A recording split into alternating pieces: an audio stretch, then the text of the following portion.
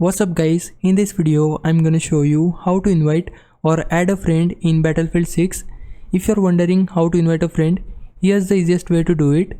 Start by pressing the right trigger on Xbox, R2 on PlayStation or tab key on your PC. This will open your EA Connect menu. Now if you're like me and you have friends playing on different platforms, whether that's PlayStation, Xbox or PC, all you need to do is make sure they are already added as a friend. Once they are on your list, just press A on Xbox or cross on PlayStation to join their party. That's it. You'll instantly be placed in their party and you're good to go. But let's say you don't have them added yet and you are trying to figure out how to do that. Press right trigger on Xbox, R2 on PlayStation or tab key on your PC again to bring up the menu. This time go to friend request and then press A or cross to add a new friend. Type in their EA name or EA ID and once you find them, send the request. You can also see mutual friends here, so you can add any of those if needed.